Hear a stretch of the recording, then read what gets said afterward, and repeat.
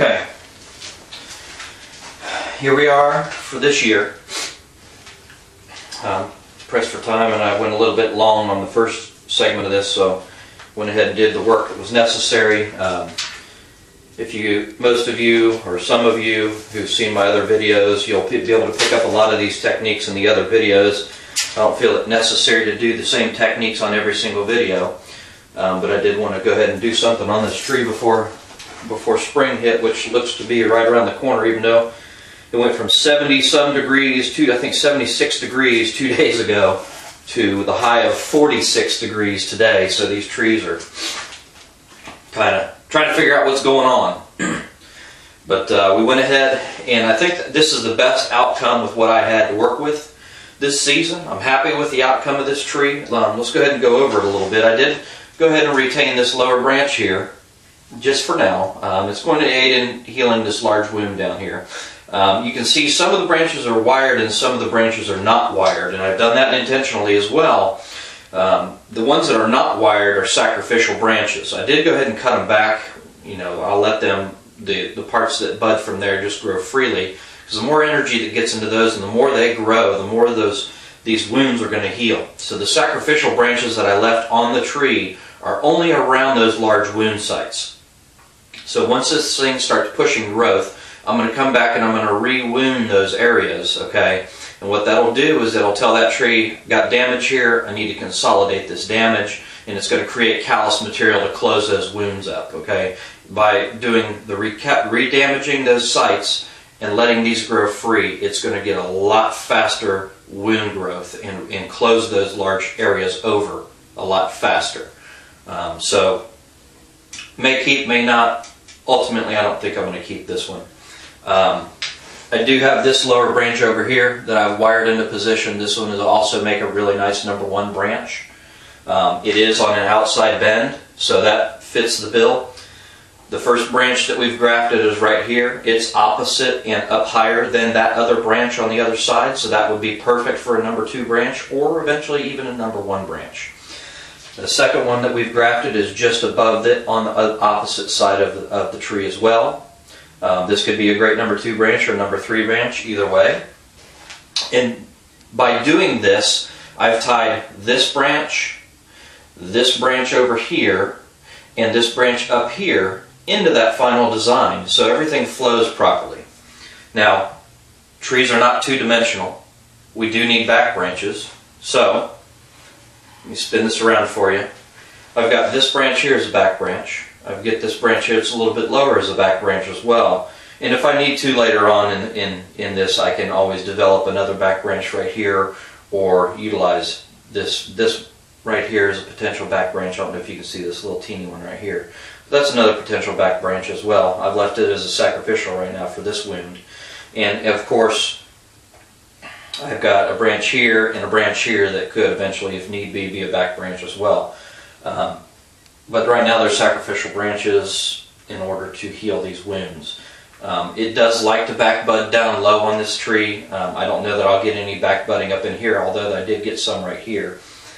Just by looking at the trunk right there in that general area, there's probably not going to be any budding going on. But I do have, and you can see we've got a back branch here, a back branch here as well, and this part of this branch here is also coming towards the rear. There's a lot of dormant buds in this area up here as well, so I'm not worried about back branches. There's actually, I don't know if you can see it, but there's actually part of this branch that's been grafted over has another area on it that can come out as a back branch as well. So I've got plenty of options for back branches, side branches, etc.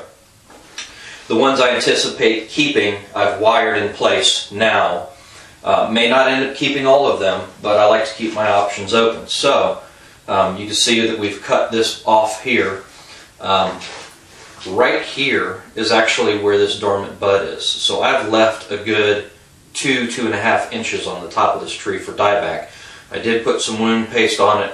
This thing is bleeding profusely. I wanted to go ahead and get that wound paste on it now. What you want to do with these when they're sapping like they are is make the cut, immediately apply the wound paste. Okay, that's going to do two things. Number one, it's going to allow you to apply the wound paste before the sap starts flowing. Once the sap starts flowing, you're pretty much not going to be able to put wound paste on there. So it helps lock the tree down in order to put the wound paste on there before the sap starts flowing. And that wound paste dries fairly quick and forms a skin. That's the number 2 thing it's going to do. Once it forms that skin, it's going to kind of keep the sapping to a minimum. Now it may bust through the side and it may sap out a little bit more, but as soon as you get this thing out in the sun and out in the elements, it's going to dry that wound sealant pretty fast. And that's going to also help prevent a lot of sap loss when you're doing this. So let's go ahead and do a quick 360 on this tree.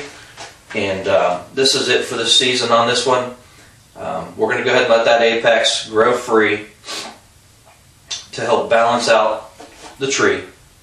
I think it's going to be really nice. I'm going to probably let the apex grow free till it gets about as big around as your index finger. This portion of the trunk right here is about as big around as your thumb, maybe a little bit larger than your thumb. So that's going to have a nice transition right there as well. I like the taper on this tree. I like the movement on this tree. It was at one point a little bit boring in this portion of the tree, but now that we've put branches there, it's going to help add a lot of interest to that area of the trunk that we were missing before. With Japanese maple, if I continue to keep this trim back at the top, which I anticipate doing other than letting the leader grow, it's going to put energy down towards the bottom, and I'm hoping that these branches really take off this year.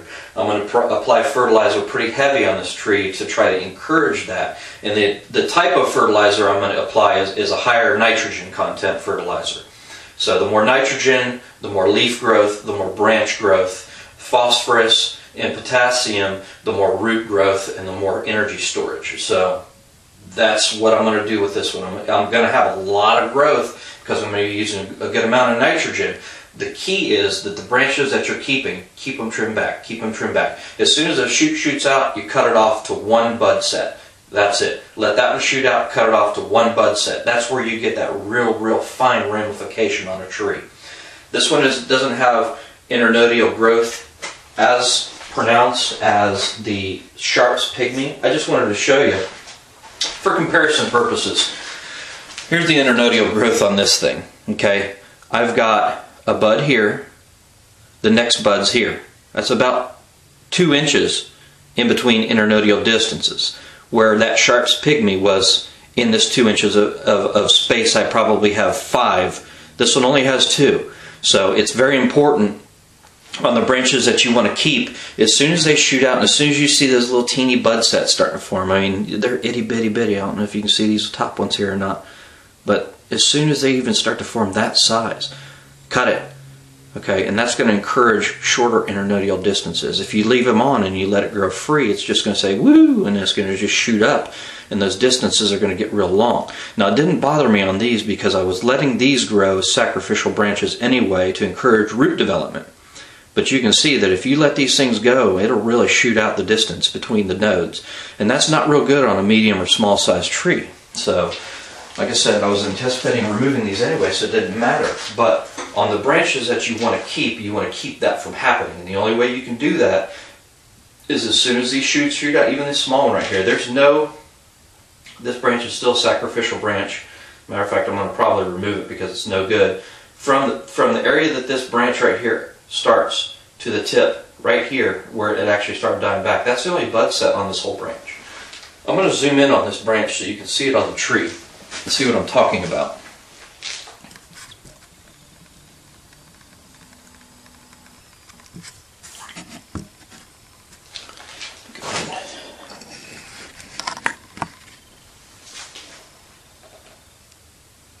Okay, yeah. All right. Here's what I'm going to do. I'm going to put my hand here to block the back branches so you can actually see the branch that we're talking about. This branch right here, the one that you see right here, it has an exit point from the tree here, and the first set of buds is clear out here at the very tip. Okay? There's no buds in between here. I don't know that you would ever get any buds in between here because that's the internodial distance of this particular branch. That branch would be no good for the final design of this tree, as high up as it is on the tree. So those type of branches you want to remove immediately. But what you do is, if you cut them back and leave a stub on them, there's a good chance that another dormant bud down inside here on the trunk will come out. and give you another branch there. So if you have a situation where you have a branch and the internodal distance sucks on it, okay, and you need a branch in that location, instead of cutting it off completely all the way back to the trunk, leave a little stub, 1 inch, inch and a half stub. And what will happen is that tells the tree, hey, I lost a branch here. And if there should be dormant buds there, not always, but that will tell the tree, okay, I need you, dormant bud, to start developing in that same area because I just lost a branch there that I want for energy. So that's a good tip. A lot of you probably know that, some of you may not, to get another branch in the same location. So leave a little stub. Chances are you got a 50-50 chance. Okay, it'll either put one there or it won't. If it doesn't, you can always graft, but why graft when you can let the tree do what it naturally wants to do? So just another little hint or tip or trick or whatever you want to call it and that applies to all trees, not just to Japanese maple. So let's go ahead on this tree and do a quick 360. Put this thing out on the bench, let the sun hit it, and we'll be done for the season on this one as far as this is concerned. Now, we're not going to be done with the tree for the rest of the season. This is,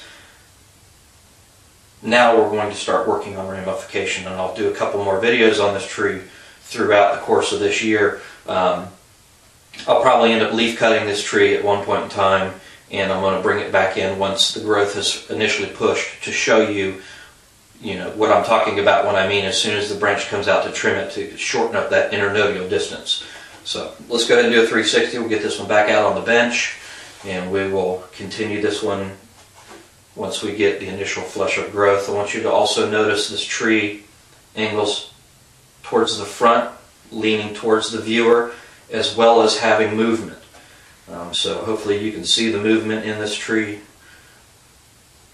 Another thing I want to point out is when you're doing your trunk selection on trees, if you notice, all the large wounds on this tree are on the back side of the tree. Okay, that makes a more pleasing front for the tree. You don't want a tree, if you can help it, to have a real large scar in the front. You'll follow the tree up to that scar, and your eye will stop at that scar. It won't continue up the rest of the tree. If you can help it, try to design a tree that way. If you can't, you can't. You got to work with what you got. That's it for this video. I want to thank everybody for watching. Thanks. Keep the comments coming. I appreciate the comments. I try to answer every comment that I have. Anybody that has questions, I like to help learn together. If anybody else has any other tricks or tips that they want to share, feel free to do that as well. Thank everybody for watching.